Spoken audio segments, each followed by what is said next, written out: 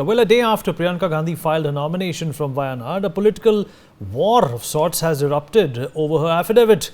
The 2 points of contention are the assets of both Priyanka and her husband, Robert Vadra, which stand at Rs 76 crore, and the tax demand of 80 crores raised from Robert Vadra. The BJP has called this affidavit a confession of corruption, while the Congress has stated that all details have been published honestly in this affidavit. With the bypoll in Wayanad that also marks the political debut of Priyanka Gandhi Vadra, slated to happen on the 23rd of November, will the affidavit and BJP's offensive over corruption be a voting issue for the people of Wayanad? Well, that is only something that time will tell. However, we will discuss this with our guest. Joining us on the show to talk more about this is Mr. Alok Mehta, Editorial Director of India News. Mr. Sumit Peer, Senior Political Commentator, joins us on the program as well. Mr. Ravi Srivastava, Political Analyst, with us on the show here as well. And Advocate Sanket Yanagi, Political Analyst, joins us on the program as well. Thank you, gentlemen, for being a part of this conversation. Sumit, is this some sort of an agenda? Because we can all swear that at some point in time we have gawked, for the lack of a better word, in disbelief when the affidavit put in by the leader is very different from what his lifestyle or his assets look like. Then why frown upon what Priyanka Gandhi Vadra has put? Vinny, thank you for having me on your show. Well, the challenge is very simple. If you look at the text notices, if you look at the claims what people work Mr. Vadra is off, and if you look out what I have filed in my tax affidavit or the tax affidavit, that doesn't really tally up. How can you have 80 crores of tax demands and your net assets can be 78 crores? It doesn't end up, right? So the challenge is that there seems to be what is a practice prevalent in India. A lot of people put a lot of money in what is so-called benamis. I might have a personal net worth of 2 crores, but my benamis can be of 200 crores.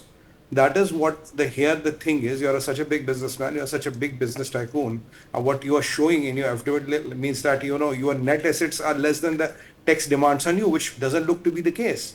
So this is where the bone of contention is. There are people from TDP, there are people, some from BJP, some from Congress, who are worth thousands of crores, and they show it. It's okay. Mr. Naveen Jindal, the aviation minister, current aviation minister, and others, there were a few thousand crores. There's nothing wrong of having thousands of crores of wealth. But the challenge is when people know you are worth thousands of crores, then you are saying, bhai, I have 10, 20, 30 crores, which looks like peanuts. That is where the case is. Having wealth and having good wealth is not a problem. But why are you trying to show, my tax liability is more than my net worth?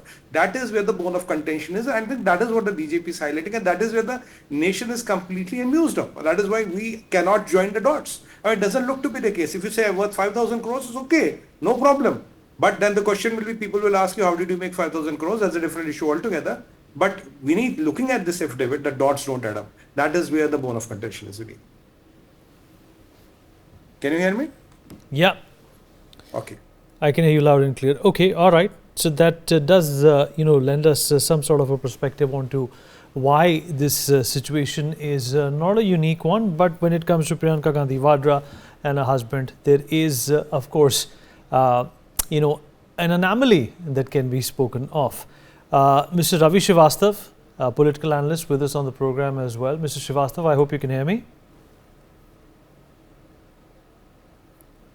Okay, perhaps not. Advocate Sanket Yanagi. It's audible. All right, go ahead. What do you make of this predicament that both the parties are using to go back and forth against each other? The fact of the matter is that, of course, there are cases pending against the Gandhi science. There are cases pending against Mr. Robert Vadra as well. And we know that Mr. Vadra has, businesses or two which are worth crores. But again, the eternal question is, so what? There are a lot of politicians on the other side as well who may be putting one thing on an affidavit and having another thing in their bank accounts. So before dwelling into the issue of Ms. Priyanka Vadra, the purpose of election disclosure or the disclosure of assets and liabilities is to have the transparency and accountability of their assets and liabilities, number one. So that the election process must be fair and it must be free, and the voter must be aware of as to what is the asset and the liability because then he will be in a better position to vote and decide as to the source of income and other details which are available in the public domain. Till the election affidavit is filed, the person's asset and liability will not be made known to the public. There is no mandatory requirement. It is considered as private and confidential. Once he holds, or he or she holds or want to hold the public office, and they must be transparent enough. That is what the electorate and the election process and democracy expects from a person who want to contest an election. First thing, it provides an opportunity to assess as to whether there is a corruption. If so, when any corruption money is involved or in procuring, in acquiring the properties or so. That is one thing, it gives an opportunity for the voter to assess. Number two, transparency. He should know what exactly the worth of his candidate, whether the person has acquired the property by inheritance or by any other mode, if it is through self-acquisition, whether the person's working pattern would be sufficient enough to acquire so much of worth or not. That's also one of the opportunity being given to the voter to assess the transparency of a candidate and its candidate's worthiness. Second one is to promote the public trust. To promote a public trust, these essential requirements are very much warranted in a democracy. Because just saying that we have XYZ is not sufficient. The source of income, the account disclosure, the properties and the property details, and the source of acquisition of those properties, and also the properties which are acquired or in the name of the spouse and the family members or the dependents, and also about the bank transactions or the bank deposits, and the movable and immovable properties disclosed. Everything would lead to the winning of the trust of the public when we are seeking the blessing from an electorate. Number one, it should ensure and it would ensure a fair competition between two candidates. Because in a way where one candidate is saying that he is working hard or he is contributing something to the public at large, but his contribution or his income or his property, whether they all his statements or his guarantees or his promises or his watching of the properties would all meet one another, whether they are in tallying with each other or not. That's also is required for an electorate to assess it. And it encourages the ethical conduct of the candidates. That's what is required. Ethical conduct is the most important thing as to how a candidate would be fair enough in disclosing the assets and liabilities. If a person is in a way not disclosing certain assets and the liabilities or the income or the source of income as well, then he may not be having the ethical value to contest an election that would be made known to the electorate at the time of election or before the voting is set for. So it gives an opportunity for all other opposition parties too to have their say about the legality and correctness of that affidavit, accountability of that income and expenditure, and accountability of the source of income, whatever has been specified in an affidavit. So it improves the ethical standard of the candidates, and it would, in my opinion, be a matter of scrutiny between all opposition parties, and that is what is welcome step in a democracy.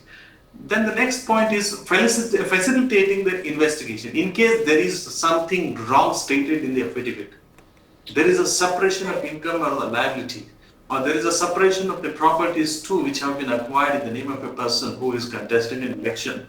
It gives an opportunity for the voter or to the general public or also to the authorities concerned to take action wherever there is a separation, wherever they find that there is something which has not been disclosed earlier.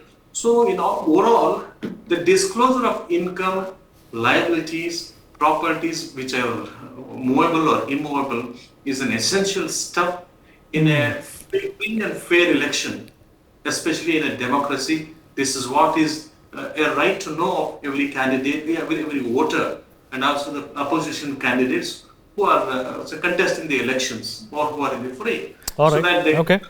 So, in fact, Mr. Robert Vadra declared that his income as compared to financial year 2019 to in 2020 from being 55.58 lakhs dropped to around 15 lakhs per annum in the year 23-24.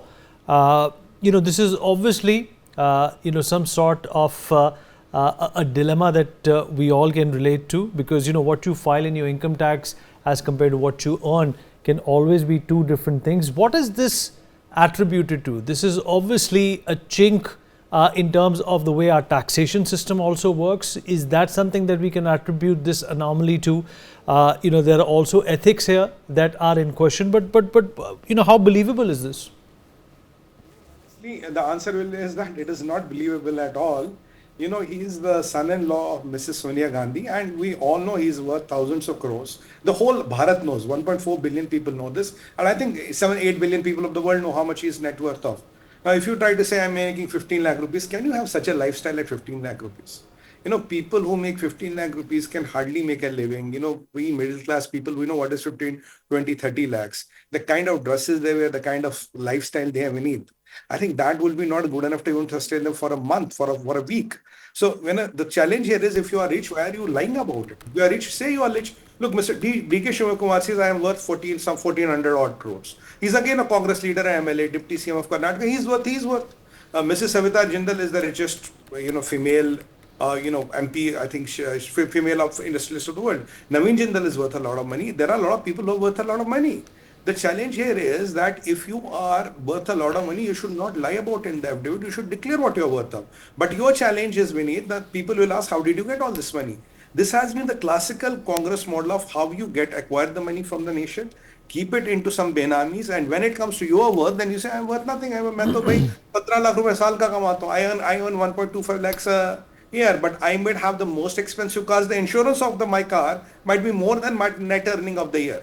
But that is also possible. There's other various ways of doing it. You can have them in companies. You can have them, there are a lot of permutations and combinations which systems allows you to do that. But the challenge here is, if you go with such credentials to the election and you ask and you expect people to believe you, and the people say, yes, sir, you're only making 15 lakhs a month. You fooled me once, shame on you. You fooled me twice, shame on me. That is how it will look like. And if these people in the Congress, the first parivar of the Congress, thinks that 1.4 billion people are this is a nation of collective fools. Well, unfortunately, Mrs. Gandhi and Mrs. Vadra, that is not the case. We are not a nation of collective fools. If you want us to believe this, that will not go down, down the throats of the people. Like Mr. Amit Shah is worth around 42 crores. He declares in his affidavit he is worth 42 crores. So what is wrong in that? So if you are there, say you are there. If you are not there, you are not there. The challenge here is that you are trying to hide the things, you are trying to keep them under the carpet because you want to maintain your clean image. Your challenge is you have money, but you can't declare it because the people will ask you, where did the money come from? And with all those so-called alleged scams which have been alleged to Mr. Robert Vadra, all those text notices, all those unsolved cases and all those gotalas and all, I mean, it becomes like Alice in Wonderland when we look at this affidavit. And honestly, does it matter in Wayanad? It will not matter in Wayanad, sir. Because Wayanad will not vote on what is Mr. Vadra's assets and how much liability he has. Wayanad will vote on because they need somebody from Gandhi Parivar. It's a Muslim-dominated seat. Rahul Gandhi left it. Priyanka Gandhi, his sister is going. Younger sister is going. Younger sister will get elected. I mean, eyes closed, Priyanka Gandhi will get elected. You and me can even predict that even before the filing of the nominations, technically. That is the challenge. It will not matter. But at a national level, there's definitely a debate. There's definitely a talk. And when people are looking at it, I mean, it's like... You wake up and Vineet, you wake up and you look at the mirror and you see my face. I wake up in the mirror and I see your face. Either our eyes are crazy or the blind has gone, or there's something wrong with the mirror. That is what the country is feeling. This cannot be true. This doesn't add up. This simply doesn't add up. 80 crores of text notices and your net worth is 78 crores. Bhai, kahan hota Vineet ji? Where does it happen? Which part of the earth does it happen? So the challenge here is that let's let these people have respect. Let these people also think people are not fools. People are not stupid. And, you have an option of fighting an election or not fighting an election. And honestly, for a Gandhi Parivar member, how does it matter do you fight an election or not? How does it matter even if you win or lose the election? How does it matter where do you fight the election? You are the uncrowned kings as long as Congress is in the power. For you to come to the level of fighting elections is really not good for you. You should remain in the echelons of power. And if you were in the echelons of power, there was no need to declare your assets or liabilities or anything. Nobody will ever know, nobody will ever question it, nobody will even raise a finger. So I don't understand understand why do they have to, fight an election. And by the way, let me remind you, Mr. Rahul Gandhi's election portfolio, this shares ka portfolio, that made some sizable progress. Though Mr. Rahul Gandhi every day comes and tells us how bad the economy is and how badly Modi ji has crushed it and how everything in India has dwindled to, this haystacks and it has become ashes. But his personal portfolio has made a phenomenal progress, by the way, Vineet. So that means something is good about the Indian economy. And Mr. Rahul Gandhi, incidentally, is a beneficiary of that, because when he puts the money in some companies, the companies do well. He doesn't have to work hard for them to do well, and thankfully not. And so, these are the challenges on the two sides. When you are in the political life, when you are in the public life, you can't have contradiction in your basic life, functioning, thoughts, and what you talk to the world and what you practice to the world. Practice what you preach. If you are talking, we are fighting the corruption, we're a transparent party. And if this is the quantum of transparency we need, I think 99.9% of the people of India would not agree to it, would say, okay, this is not what it looks to be. But if you still believe this is a nation of collective fools, well, let that be. But having said that, Wayanad elections will not be impacted by this, Vineet. Anyway, Priyanka Gandhi Vadra ji is going to make it from Wayanad. Come what may, you can have any candidate against her in the opposition, she will make it, because that is why she chose to fight from Wayanad. It's not she wants Wayanad, she chose to fight from Wayanad. It's a very safe seat for them. But yes, this raises a question about a lot of things in our system, a lot of things in the Indian politics, a lot of things how people can get away with who are rich, powerful and mighty. Again, people like us who are nobody from anywhere, and how we have a different yardsticks and how these rich and mighty people have different yardsticks. That is quite apparent from this, Vineet. For more such videos, subscribe to the Newsx YouTube channel, hit the bell icon.